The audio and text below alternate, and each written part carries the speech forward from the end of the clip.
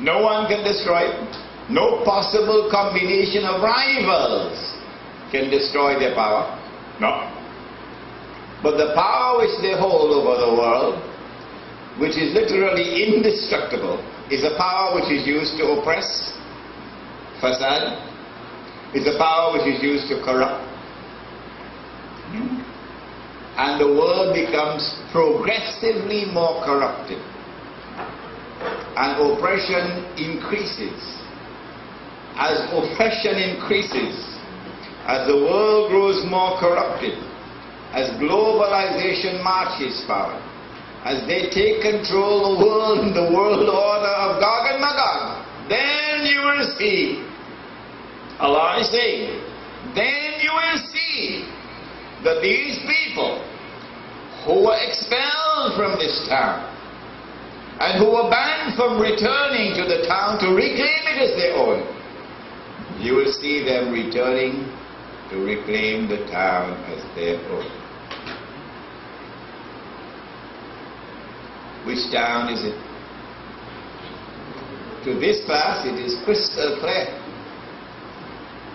Alhamdulillah, to everyone in this class it is crystal clear. Praise is due to Allah. But then why is it that outside of this class hardly anyone will agree with us? Just go outside and ask my brothers, the learned and the distinguished scholars of Islam, who are more learned than I am.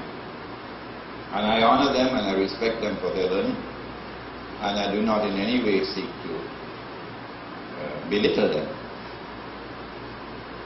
But it is an amazing thing for which I don't have an answer, that outside of this class, you'll hardly find anyone in this country who will agree with the translation that I just gave of the ayah. Translation, we've not yet interpreted. Translation. Okay, which town is it? We said, let us use the Prophet ﷺ to answer that question. Remember? We said, let us go to all the ahadith on Gog and Magog and see whether there is any town which is mentioned, which is linked to Gog and Magog, which fits the description. When we went to all the ahadith on Gog and Magog, we found to our surprise that there is only one town. In all the ahadith, only one town mentioned, which is linked to Gog and Magog. And that town is Jerusalem, Baitul Maqdis. And so we came to the conclusion, and we insist that this is the correct conclusion.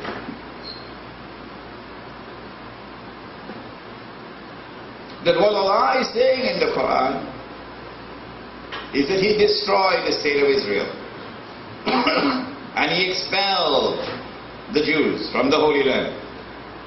And having expelled them from the Holy Land, He put a ban on them that they could never return to reclaim it as their own for 2,000 years. But that when Gog and Magog were released in the lifetime of the Prophet ﷺ, and then eventually over a period of time, they took control of the world with their indestructible power, and the world order of Gog and Magog was established. Then mankind saw the fulfillment of this prophecy in the Quran. Then mankind saw the Jews being brought back to the Holy Land to reclaim it as their own, indicating that Gog and Magog are the ones who are now in control of the world. They are the ones who have made the return of the Jews to the Holy Land to reclaim it as their own possible. Last week we also made mention of the fact, and I said, if you differ with me, you can throw me out of the window, you remember? That I was not the first to come to the conclusion that this town was Jerusalem. I said that somewhere in the late 50s, maybe in 58 or so, a Pakistani whose name was Mr. Bawani, Ibrahim Ahmad Bawani, rahimahullah, I knew him, wrote a little booklet, a pamphlet really, on Gog and Magog and the state of Israel. I have that booklet with me, that pamphlet. And in that pamphlet, the only thing that is really striking in its importance is his translation of this verse and his identification of the town as Jerusalem.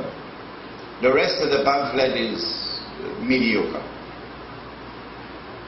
But this is there, that the town is Jerusalem.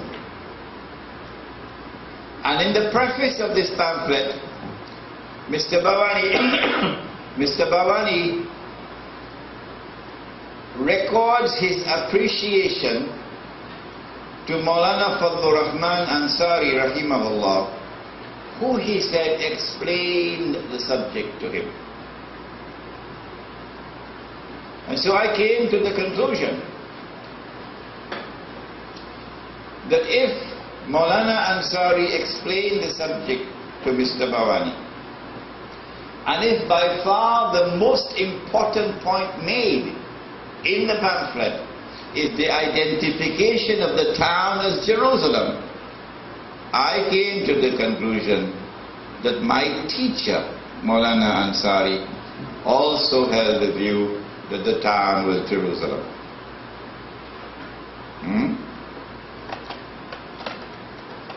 I read the pamphlet only after I had myself come to the conclusion that the town was Jerusalem. This was about 10 years ago.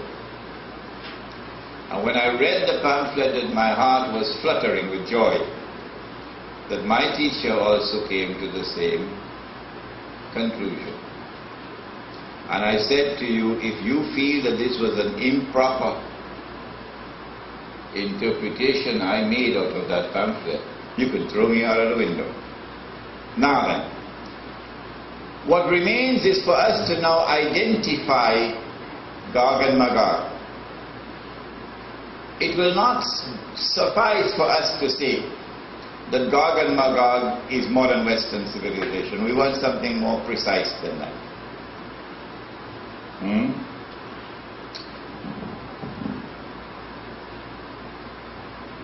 From this passage of the Quran in Surah Al-Anbiya, we know that Gog and Magog, when they are released, now listen carefully, Gog and Magog, when they are released, have a specific mission in addition to their general mission.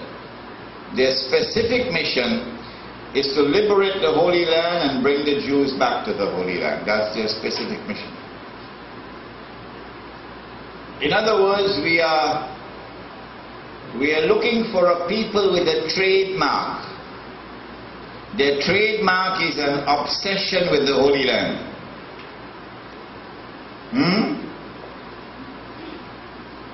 To liberate it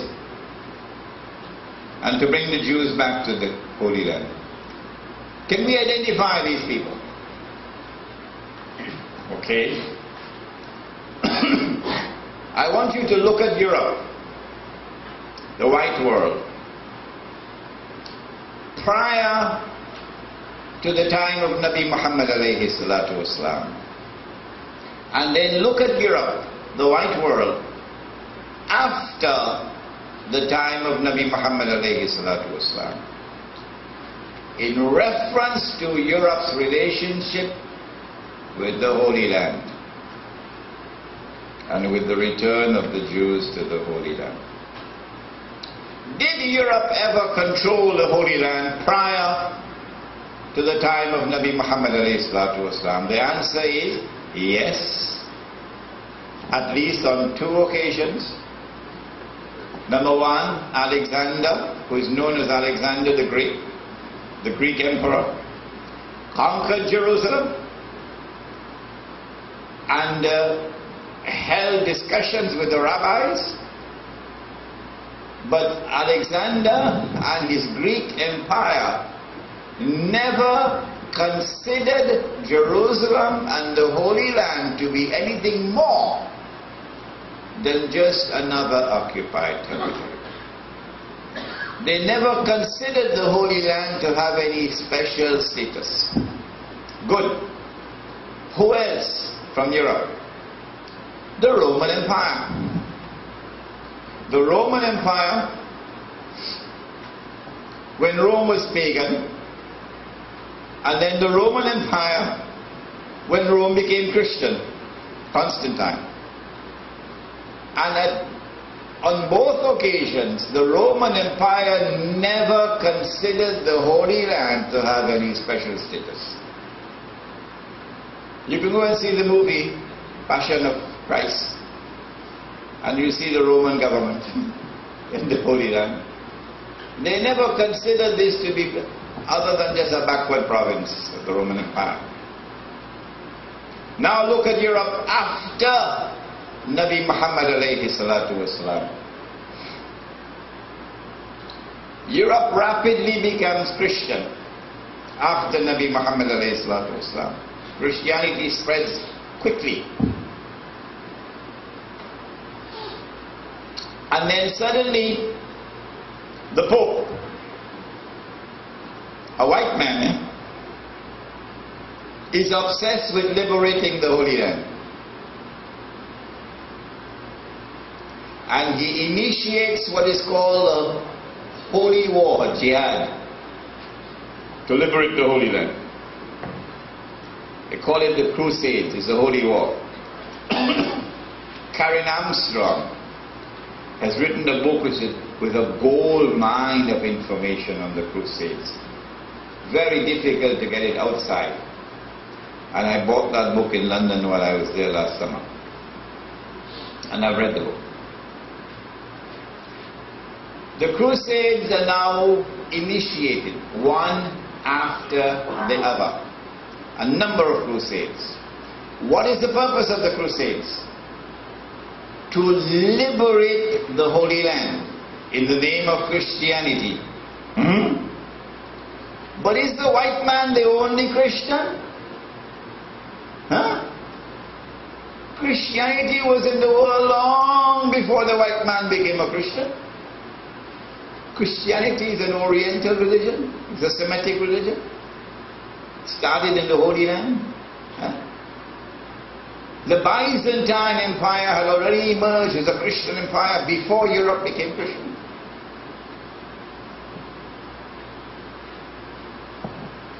And now Europeans march to the Holy Land to liberate the Holy Land in the name of Christianity. But guess what? Has it ever occurred to you that no other Christians participated in the Crusades? Only the white? Nobody else? Isn't that strange? And secondly, that when the white crusaders passed through the Byzantine Empire to get to the Holy Land, they fought their own Christian brothers.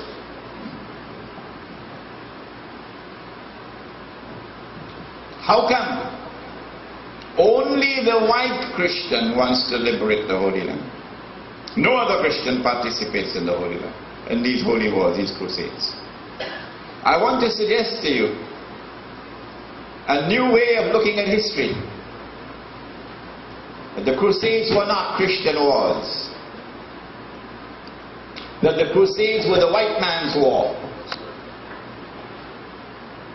The Crusades were European wars masquerading as Christian wars. A PhD in deception, masquerading as Christian. But they were essentially the white man's war, European war.